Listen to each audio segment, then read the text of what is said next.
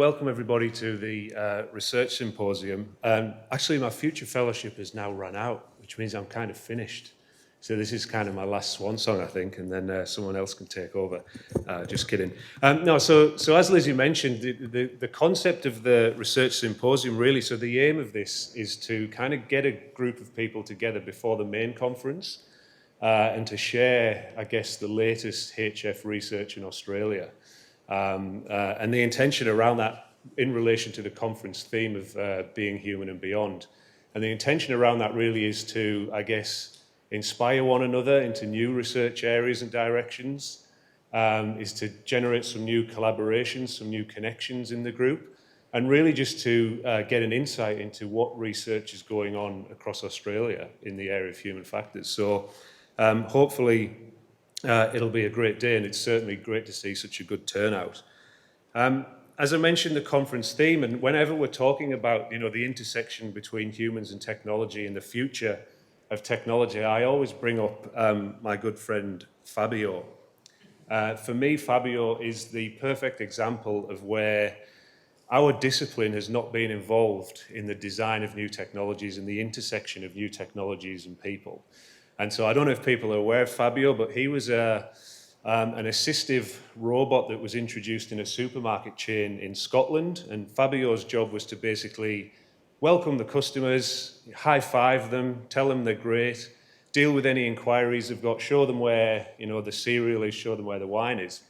And he was introduced in 2017, so it's some time ago now.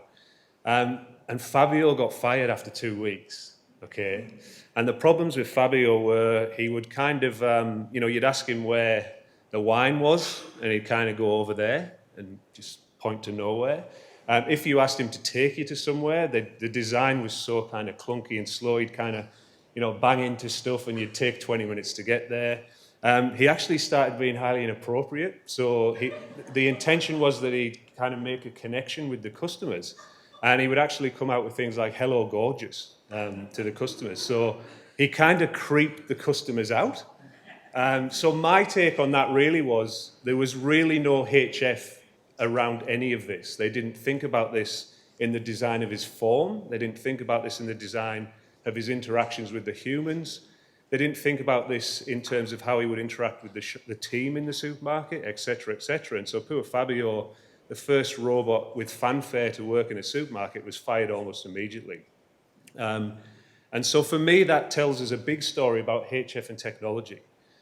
We know exactly how to design good technology, how to design the interactions between people and technology, how to design the systems around people and technology. But for some reason, HF has this long history of failing to do that. And whether it's not particularly HF failing to do the work, it's the fact that we're not embedded in that process. And so there's a really important message that all of the research that you see today, which is kind of dealing with future work systems, the design of tech, the insertion of technology, we as a discipline need to get that out. These people aren't really listening to us until they introduce Fabio and it goes wrong and they say, "HF person, come in and tell us what we need to do to sort Fabio out at a cost of millions." So there's a real kind of message about, HF, we've got so much to offer in the future of work systems and being human and beyond, but really we're not hitting the mark. And we can discuss reasons for that after the drinks tonight, I think.